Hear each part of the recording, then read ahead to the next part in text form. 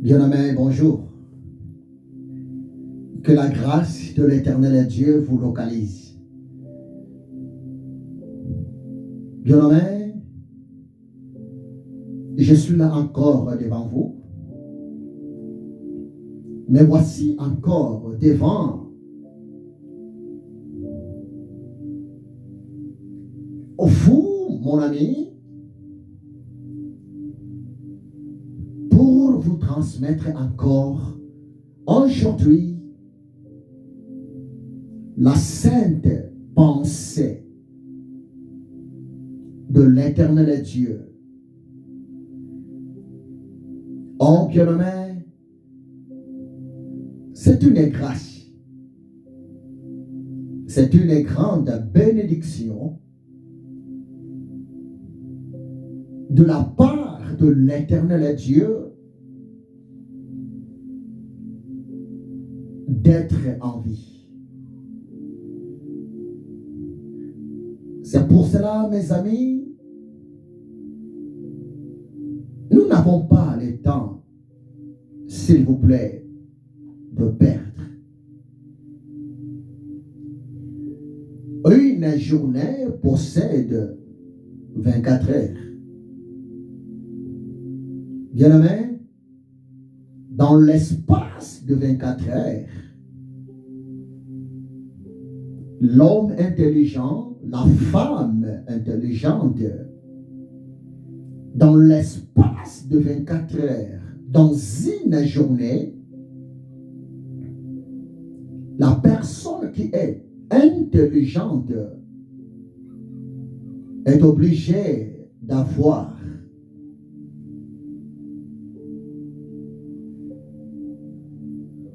quelques minutes ou bien quelques heures,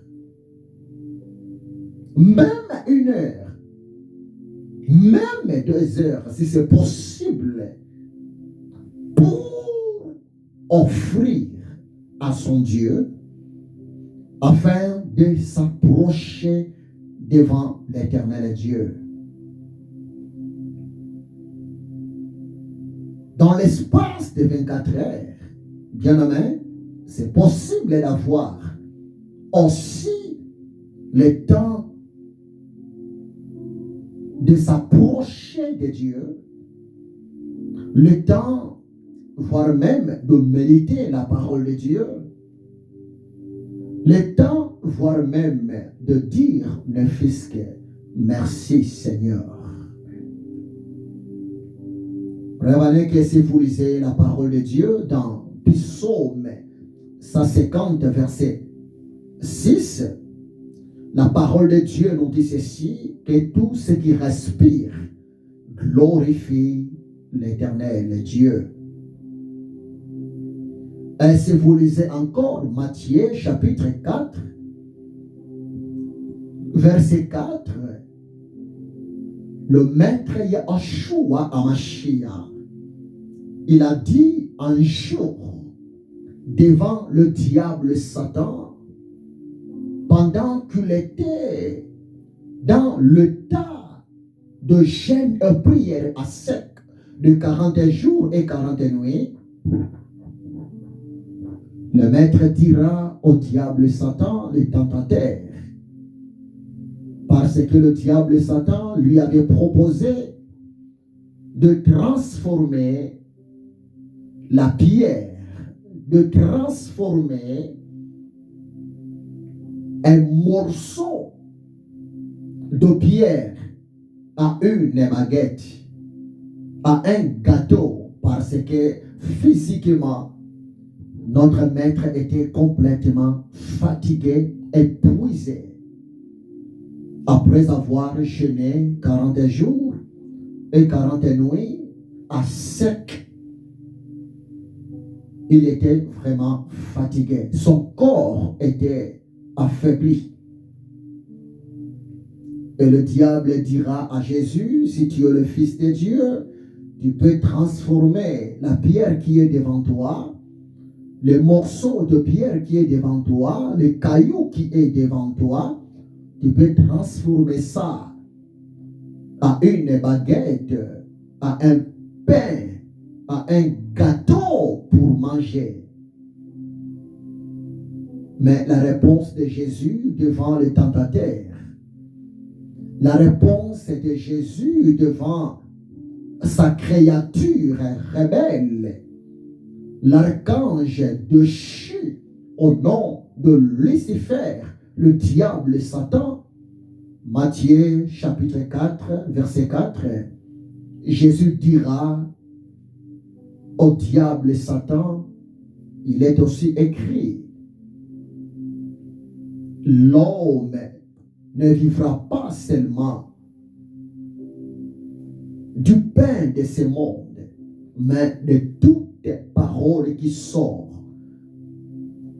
de la bouche de Dieu. L'homme vivra de toutes les promesses de l'éternel Dieu. C'est pour cela, bien-aimé, il est tellement important d'écouter de temps en temps la parole de Dieu. Il est tellement important, mon ami, s'il vous plaît, de méditer la parole de Dieu. Plus vous méditez la parole de Dieu, plus vous écoutez la parole de Dieu. Bien-aimé dans le Seigneur, Yahshua HaMashiach, votre homme intérieur, votre foi, votre confiance envers Dieu, votre espoir envers Dieu, votre maturité concernant les choses de l'éternel Dieu, bien-aimé, votre foi va grandir. Votre maturité va grandir. Croyez-moi, c'est la vérité. Je bénis encore, Monsieur le Saint-Esprit, mon enseignant, mon associé dans le ministère. Je bénis encore, Monsieur le Saint-Esprit, parce qu'il m'a mis à cœur de m'approcher encore auprès de vous pour parler sur un sujet tellement important. Le grand thème de mon enseignement, c'est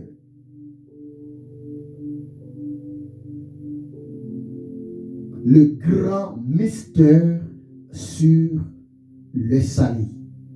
C'est ça le thème que nous allons partager ensemble avec vous. Le Saint-Esprit m'a mis ça à cœur. Il m'a dit de m'approcher auprès de vous pour parler ensemble avec lui devant vous, son peuple, devant vous, son fils, sa fille, sur les grands mystères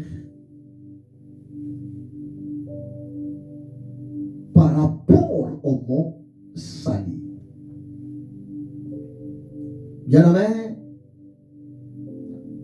il y a des choses que le Seigneur a réservées pour vous aujourd'hui.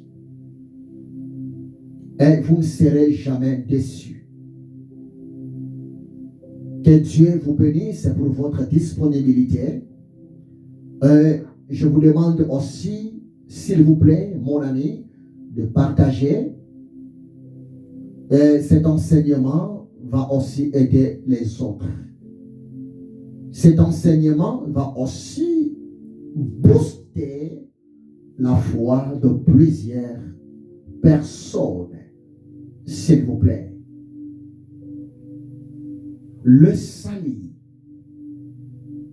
Bien-aimé, parler sur le mot salut selon la pensée de Dieu. Parler sur le mot salut selon l'idée de l'éternel Dieu, bien-aimé, le salut,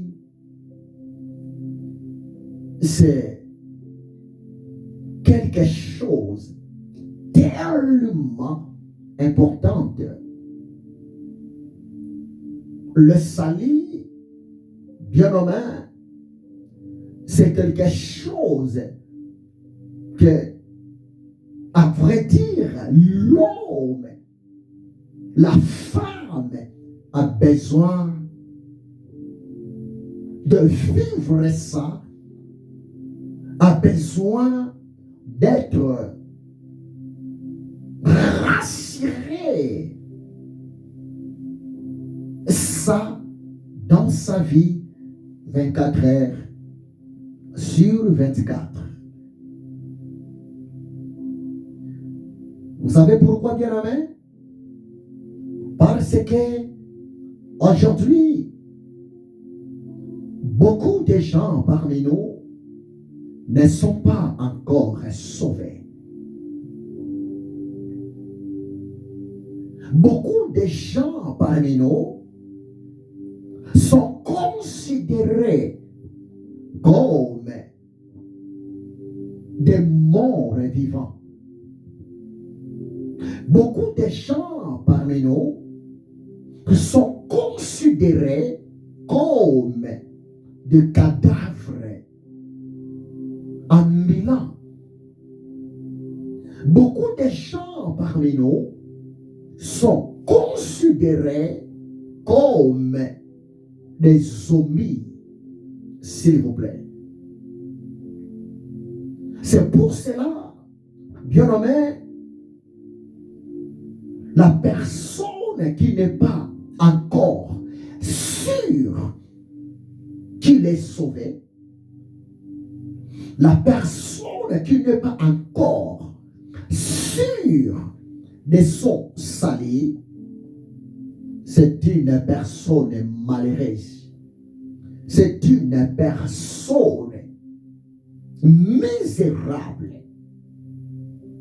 C'est pour cela, bien-aimé, Monsieur, le Saint-Esprit m'a mis à cœur de m'approcher encore aujourd'hui devant vous pour parler, pour expliquer, à vrai dire, c'est quoi le salut? Qu'est-ce que le salut? Et qui a besoin du salut? Croyez-moi, c'est la vérité. Le mot salut, selon la langue originale de la Bible, parce que l'Ancien Testament a été écrit en hébreu et le Nouveau Testament, bien aimé, a été écrit en grec avec une partie d'araméen. Selon le langage de la parole de Dieu, la Bible, bien sûr, selon le langage de l'écriture, le mot salut, s'il vous plaît, selon les Hébreux, le mot salut voulait seulement dire Yeshua. Salut, c'est Yeshua.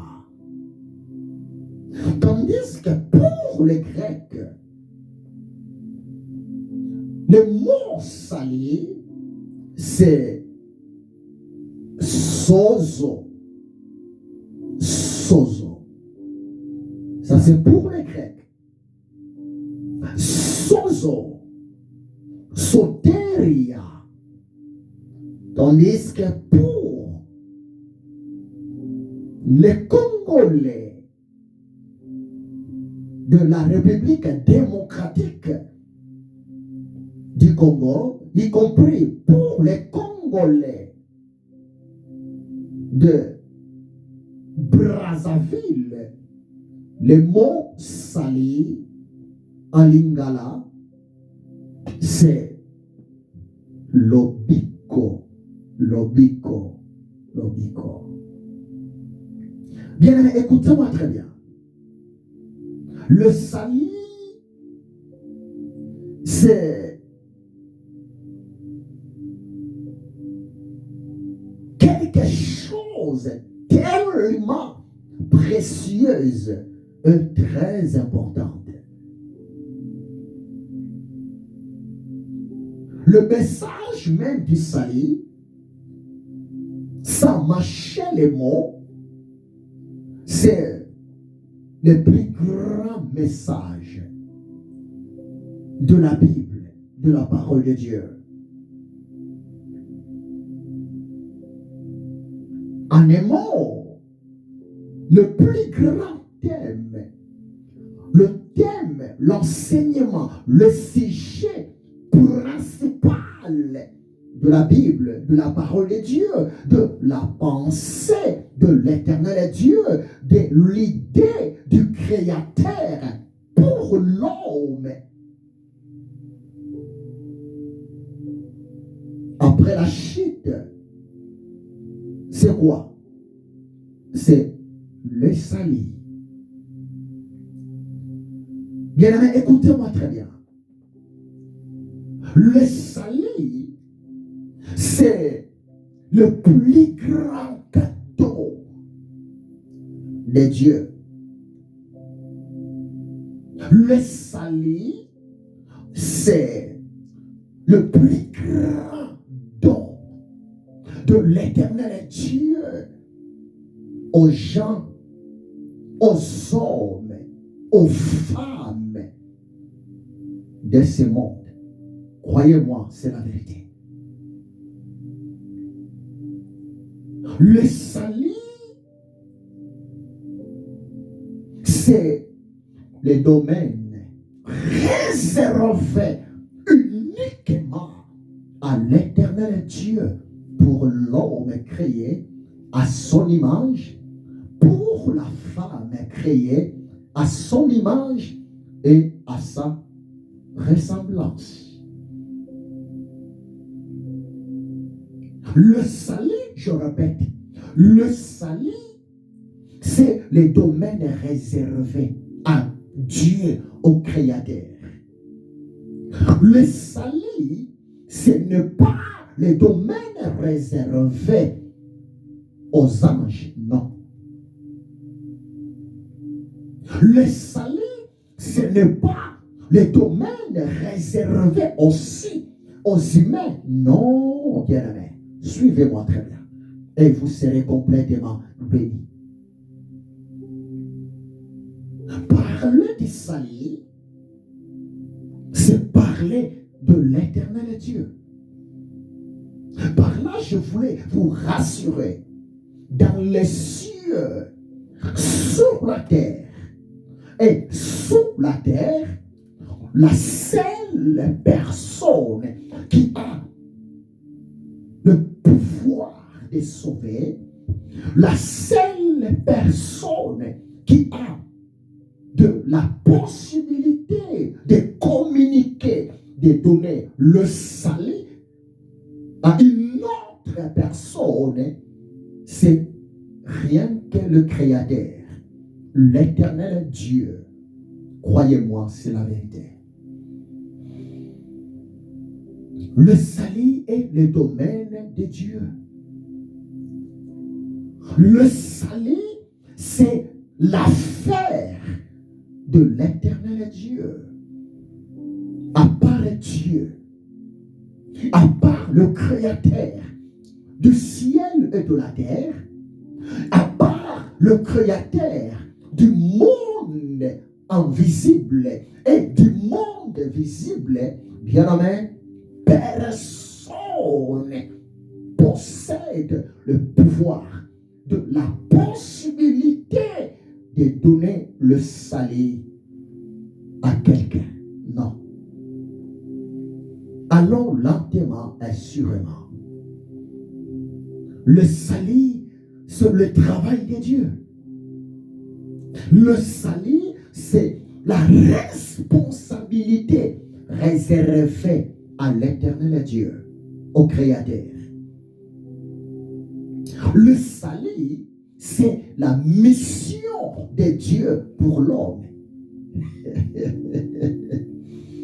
Le salut, c'est le devoir absolu de l'éternel Dieu pour l'homme créé à son image, à sa ressemblance. Croyez-moi, c'est la vérité.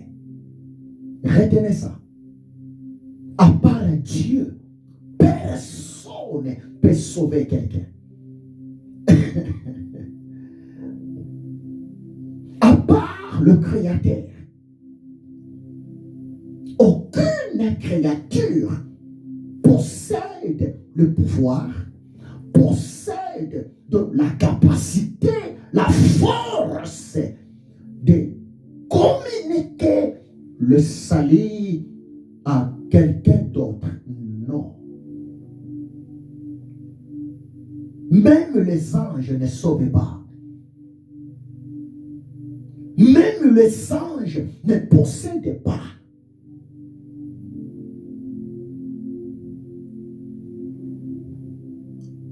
De la capacité de communiquer le salut aux autres créatures. C'est pour cela, bien-aimé, parler du salut, c'est parler du Créateur en personne.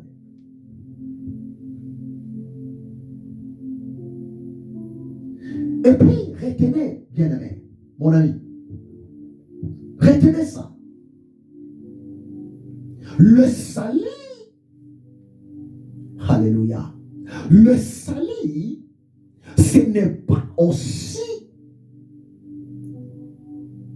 héréditaire. Le salut n'est pas héréditaire.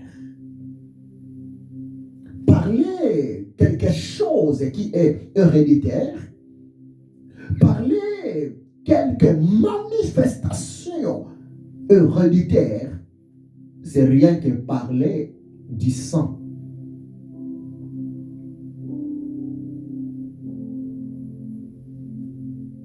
Ce n'est pas dit que ton papa, ce n'est pas dit que ta maman, ce n'est pas dit que tes ancêtres passés ont laissé le salut en provision pour 5, 10, 20 générations après eux. Non, bien-aimé. Le salut n'est pas héréditaire. Retenez ça. Et puis, ce n'est pas dit que moi, je suis serviteur de Dieu. Je suis sauvé. Je la foi que je suis déjà sauvé. Ce n'est pas dit que comme moi, je suis sauvé. Ce n'est pas dit que comme moi, j'ai l'assurance du salut que mes enfants aussi sont sauvés. Non, bien-aimé. Non, bien-aimé. Non, bien-aimé. Écoutez-moi très bien. Le salut n'est pas héréditaire. Le salut n'est pas transmissible moyennant le sang ou bien par le sang. Non. Non, bien-aimé. Non. Retenez ça, s'il vous plaît. Par là, je voulais seulement insister tant que les enfants du pasteur, tant que les enfants des prophètes, tant que les enfants du docteur, de serviteurs de Dieu, de servantes de Dieu n'ont pas répondu à l'appel de Dieu pour leur propre salut, tant que les enfants des hommes de Dieu, les enfants de servantes de Dieu n'ont pas encore répondu à la voix du Créateur pour leur salut, croyez-moi, les enfants des hommes de Dieu, de servantes de Dieu qui n'ont pas encore répondu, mais voici, Seigneur, sont tous et toutes de païens et de païennes, de pécheurs et de pécheresses.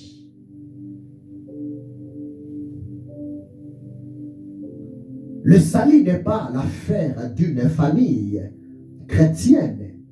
Non.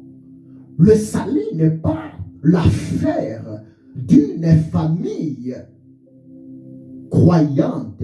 Non.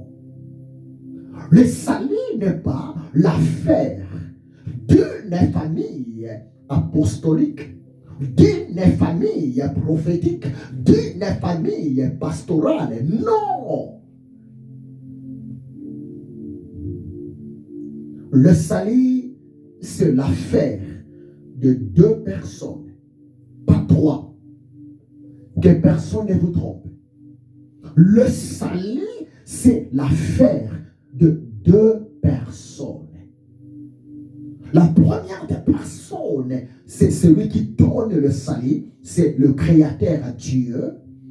Et la deuxième de personne, c'est celui qui reçoit la créature, le pécheur ou bien la pécheresse.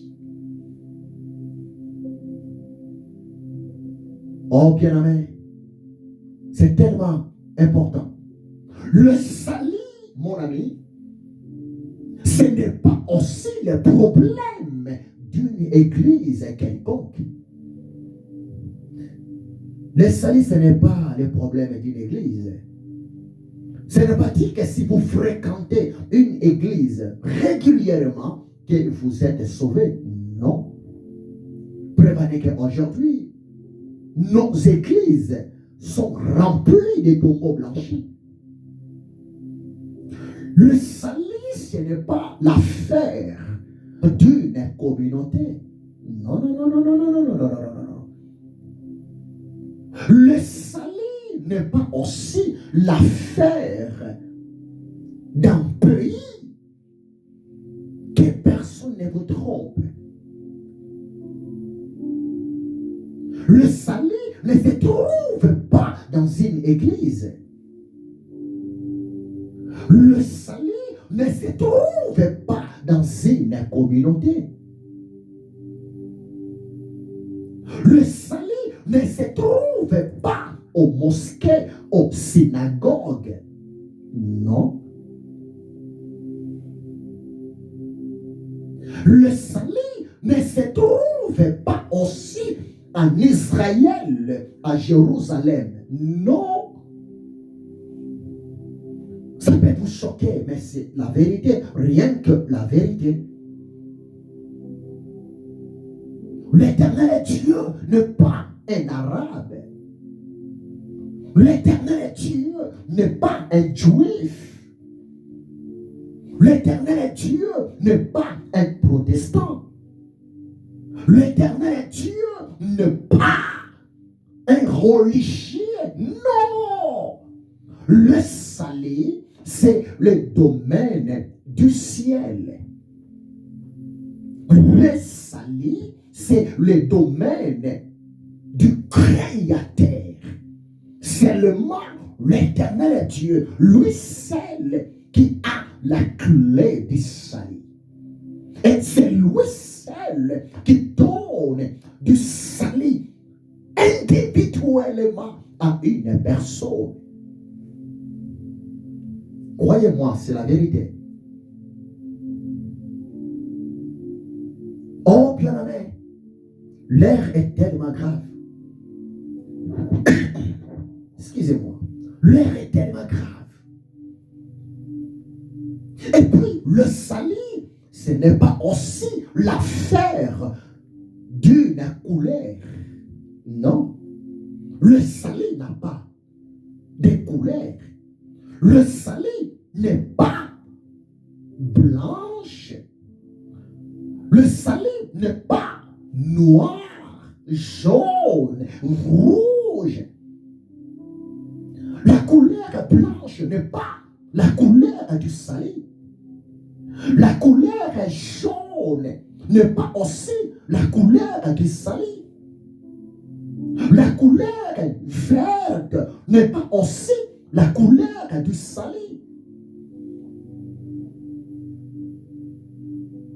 Le salut n'a pas de taille. Le salut ne possède pas une langue. Le salut n'est pas arabe. Le salut ne parle pas comme nous les humains. Bien nommé, le salut, ce n'est pas ce que vous pensez.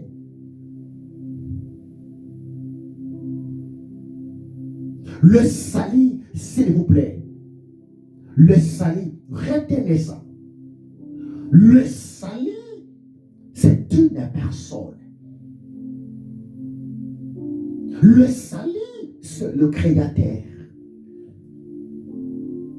Le salut, c'est Dieu. Le salut, c'est Jésus-Christ de Nazareth. Retenez ça. C'est pour cela, bien-aimé, un homme intelligent, une femme intelligente, c'est quelqu'un qui n'est pas là pour juger et pour condamner. Croyez-moi, c'est la vérité.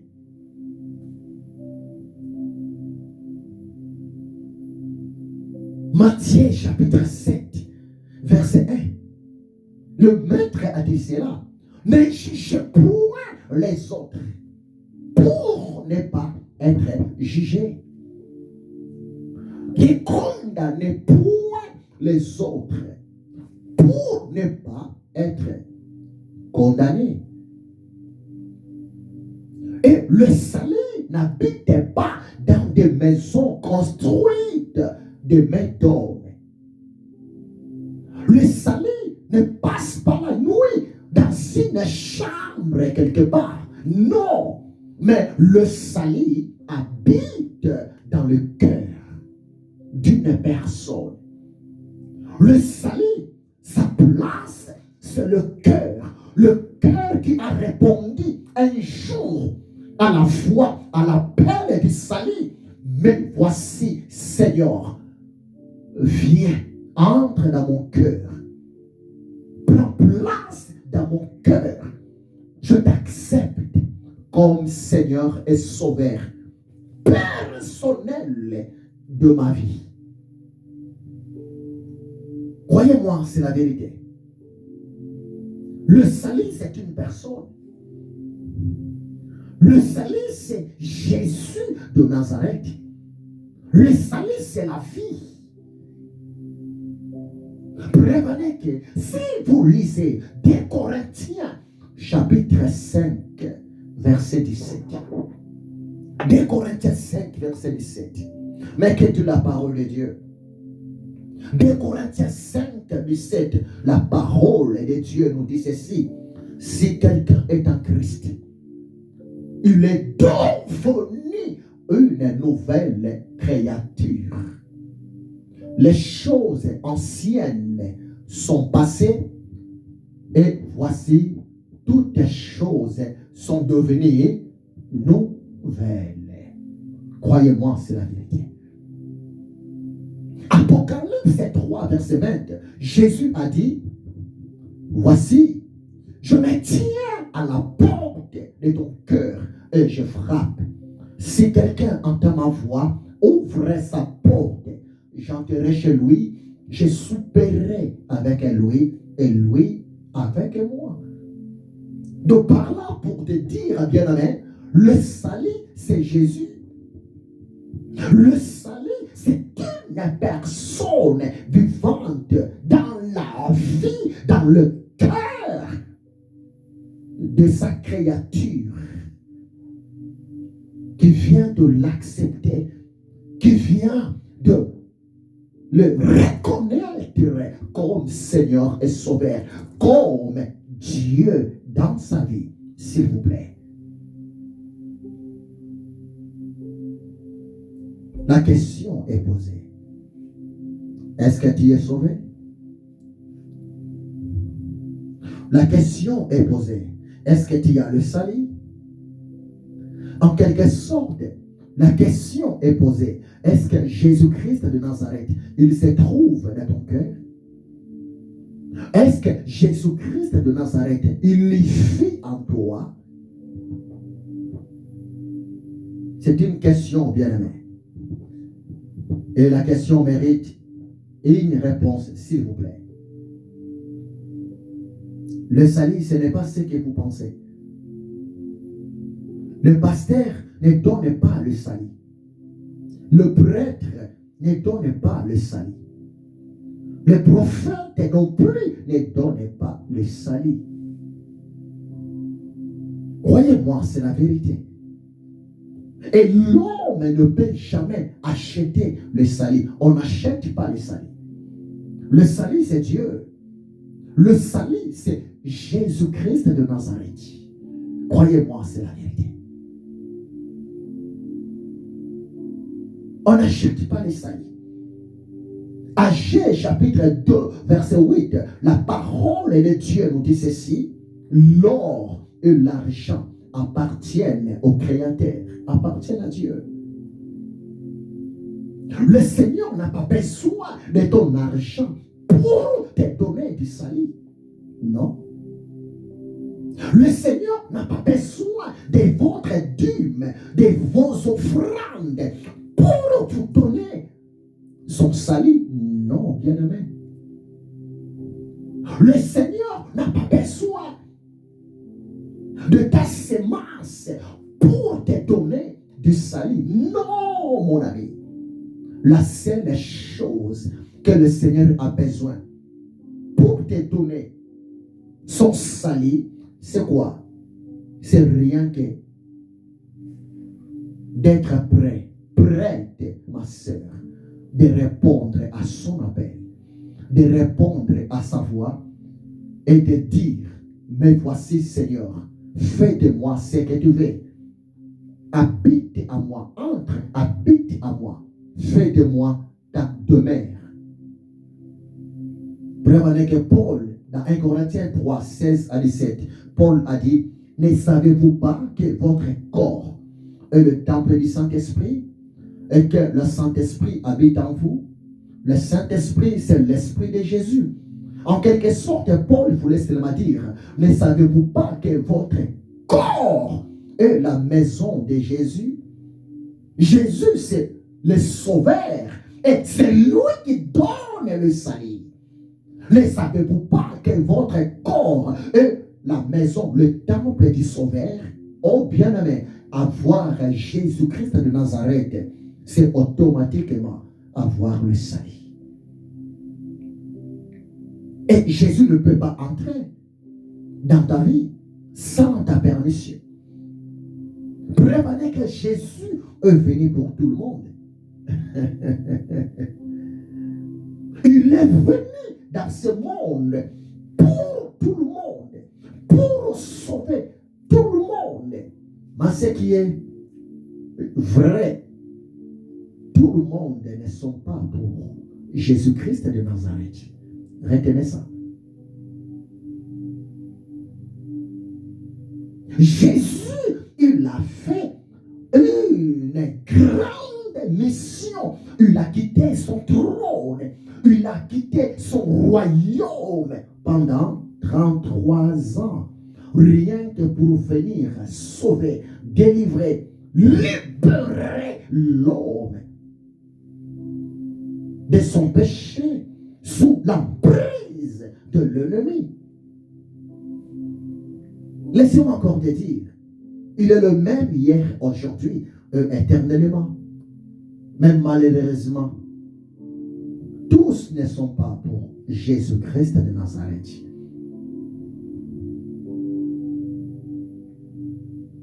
Oh, bien-aimé, le salut n'est pas pour les cadavres.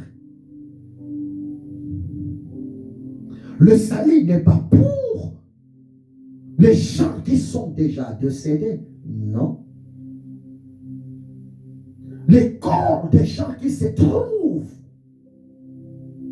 dans des salles de mort, ces gens-là n'ont pas besoin d'écouter l'évangile. Ces gens-là n'ont pas besoin, s'il vous plaît, d'accepter Jésus, parce que Jésus c'est la vie. Jean 14, 6, il a dit cela. Je suis le chemin, la vérité et la vie. Jésus est la vie. Le salut, c'est pour l'homme perdu. C'est pour la femme perdue, mais qui est en vie. Et après avoir accepté Jésus-Christ de Nazareth comme Seigneur et Sauveur, la personne est sauvée. Croyez-moi, c'est la vérité. Luc chapitre 19, verset 10, Jésus a dit, je suis venu chercher et sauver ce qui étaient perdus. Je suis venu. Mais la question, il était où? Au début, auparavant, il était où? Parce que dans Luc 19, verset 10, il a dit que je suis venu chercher. Mais il était où d'abord au début? Il était dans son royaume. Il était dans sa gloire. Il était dans son adoration. Il était dans sa sainteté, dans sa justice. Il était dans le monde invisible, mais vrai. Mais tellement il aime l'homme créé à son image, à sa ressemblance, il a dit, je suis venu chercher et sauver le perdu. Tu attends quoi pour donner ta vie à Jésus, mon frère, ma soeur? Vous pensez que vos fétiches vont vous sauver? Non, bien-aimé. Le salut ne se trouve pas aux féticheurs. Le salut ne se trouve pas aux marabouts, aux magiciens. Non, bien-aimé. Le salut ne se trouve pas dans des maisons noires.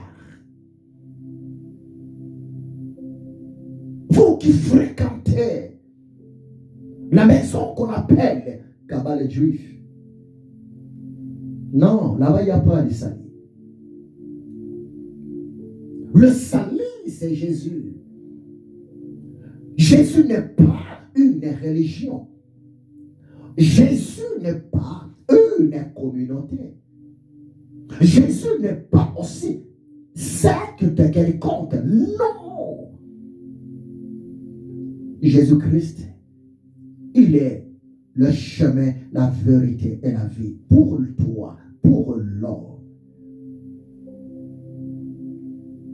Le plus grand cadeau, le plus grand don, la plus grande surprise de l'éternel Dieu pour l'homme sur la terre, c'est le salut en Jésus-Christ de Nazareth. Bien-aimé, tu es déjà sauvé. Qui est l'homme est sauvé? Qui est la femme est sauvée? C'est l'homme qui a répondu, mais voici Jésus, devant l'appel de Jésus.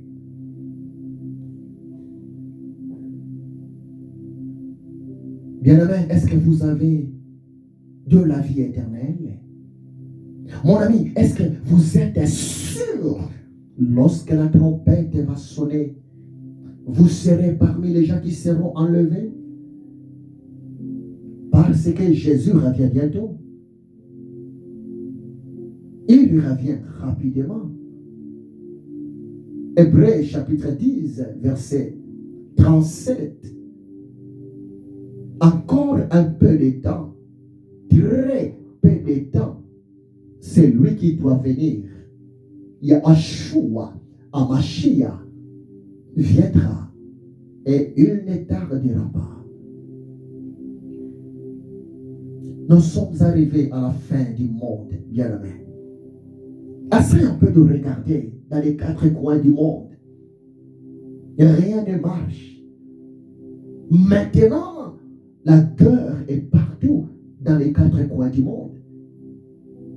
Pas seulement en Europe. La guerre est partout. En Afrique. La guerre est partout. En Amérique. La guerre est partout. En Asie, la guerre est partout.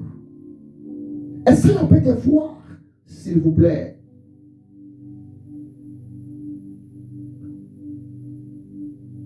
Chaque jour, nous recevons des nouvelles. Un tel est parti. Un tel est mort. La sœur un tel est morte. L'homme de Dieu un tel est parti. Oh bien-aimé. Dernièrement, pendant que je priais, j'étais en prière. Le Saint-Esprit commençait à me parler. Avant de vivre, s'il vous plaît,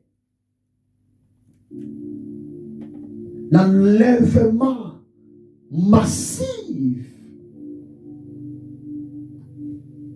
le Saint-Esprit m'a rassuré. Le Seigneur a déjà commencé à utiliser l'enlèvement personnel.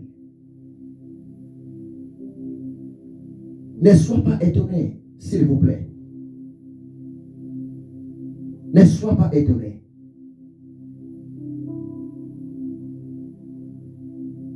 Lorsque j'ai appris la mort de l'homme de Dieu, l'apôtre Dieu, Mercy Kintaba, j'étais tellement choqué. Depuis Kinshasa. Et par après, le Saint-Esprit m'a rappelé. Il est souverain. Il est Dieu. Il fait sa grâce à qui il veut. Et il fait sa miséricorde à qui il veut. C'est vrai, nous plairons la disparition de l'homme de Dieu, l'apôtre Dieu Mercy Kintaba. Mais n'oubliez pas, cet homme de Dieu est enlevé. Le Seigneur, il a récupéré son apôtre, son serviteur.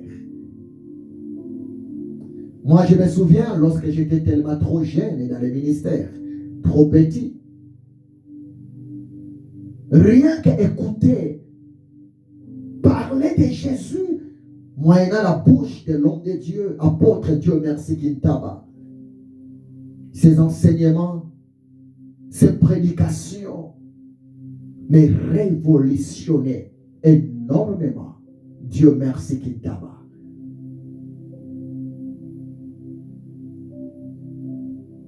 Il était un cadeau de l'éternel Dieu pour les gens de ma génération.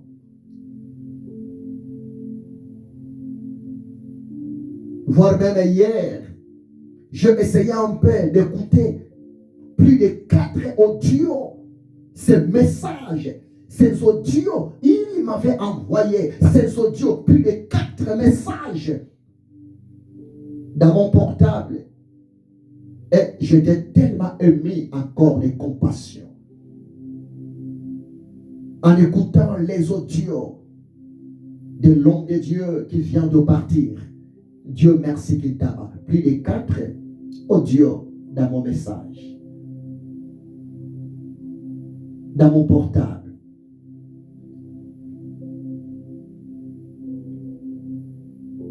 Dernier audio de l'homme de Dieu, Dieu merci qu'il tabac envers moi. C'est justement hier. Hier. Il n'y a même pas longtemps.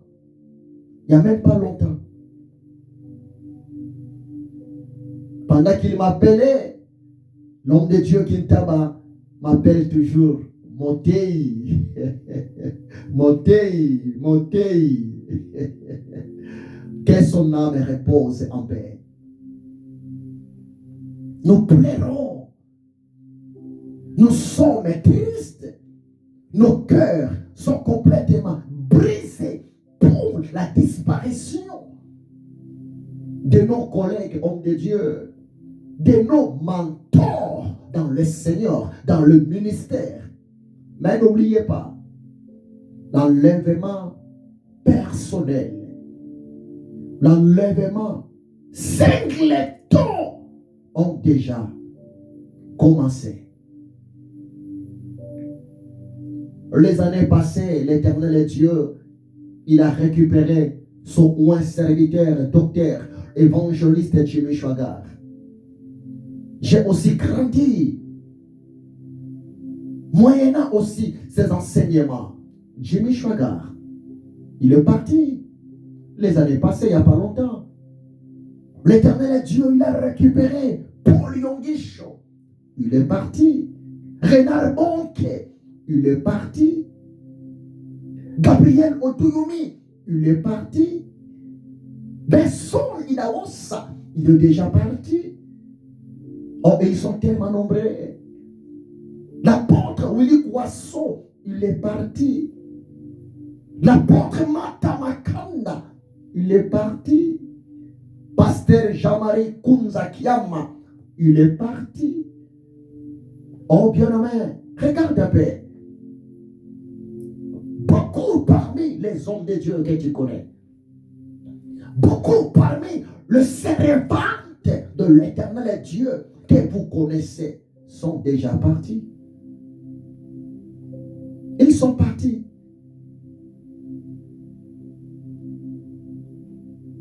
Bien-aimé, si tu es sauvé, si tu es sûr de la présence de Yeshua HaMashiach dans votre vie, s'il vous plaît, persévérez. Persévérez. Parce que les jours sont mauvais. Ephésiens 5, verset 16 dit cela. Rachetez le temps, car les jours sont mauvais. J'ai eu la grâce, la chance de connaître Jésus trop petit depuis 1980. Depuis 1980.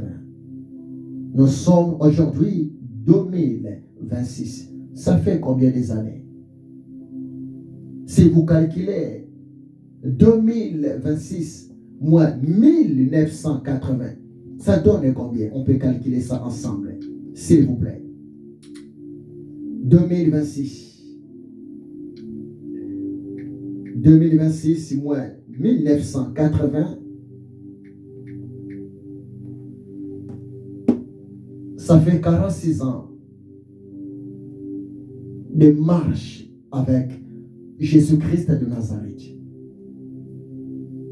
Ça fait 46 ans. Je suis toujours debout avec Jésus-Christ de Nazareth. Depuis 1980 jusqu'à aujourd'hui, j'ai perdu beaucoup de mes collègues, beaucoup de mes mentors, beaucoup de mes connaissances dans le ministère, dans l'œuvre de Dieu. Le Saint-Esprit continue à me dire l'enlèvement personnel, individuel a été déjà commencé il y a longtemps. Et très bientôt, la trompette va sonner. L'enlèvement massif, l'enlèvement collectif va se manifester très bientôt. Jésus-Christ de Nazareth revient bientôt. lorsque la trompette va sonner, seulement les gens qui sont sauvés, les gens qui ont une bonne communion avec Jésus-Christ de Nazareth, et ces gens-là seront sauvés, seront enlevés, partiront à la rencontre du Seigneur dans le lieu céleste. Il y a beaucoup à vous dire, bien-aimés. Enfants de Dieu, ne sois pas découragés. Protégez votre salut, mon frère. Ne gaspillez pas votre salut à cause des choses de ce monde. Prochainement, je vais vous parler sur cette question. Est-ce qu'un croyant peut-il perdre son salut? C'est une question. Est-ce qu'un chrétien, une chrétienne, quelqu'un qui est appelé aujourd'hui enfant de Dieu, serviteur, servante de Dieu, prédicatrice, prédicateur, est-ce que cette personne-là peut-elle perdre son salut? C'est une question à vous de réfléchir. Il y a un groupe de gens qui disent que un chrétien ne peut jamais perdre son salut. Un enfant de Dieu ne peut jamais perdre son salut. Tandis qu'il y a d'autres groupes de gens qui disent, oui, un chrétien peut perdre son salut. Un croyant peut perdre son salut. Mais moi, je veux venir prochainement parler avec vous, vous présenter mon point de vue, toujours à la lumière de la parole de Dieu. Si un chrétien, si un fidèle, si un croyant peut-il perdre son salut? On verra ça prochainement. Que Dieu vous bénisse abondamment. Et j'en profite pour vous dire aussi, soyez bénis, l'homme de Dieu, pasteur Bifle, depuis la province de Lyon, ici, en France. Nous sommes assemblés. Je vous aime énormément, l'homme de Dieu, pasteur Bifle. Sans oublier mes collègues au Congo. Oui, nous sommes en deuil, nous pleurons. Les hommes de Dieu qui viennent de nous quitter, pasteur Jancy, l'apôtre Dieu merci Kintama, mais ma prière, que le Saint-Esprit continue de vous consoler, de me consoler, de nous consoler. Que l'amour de Dieu le Père, la grâce de Yahshua Hamashiach et la communion du Saint-Esprit soit avec vous. Soyez bénis au nom puissant, glorieux, précieux de Yahshua Hamashiach. Amen. À bientôt. Que Dieu vous bénisse.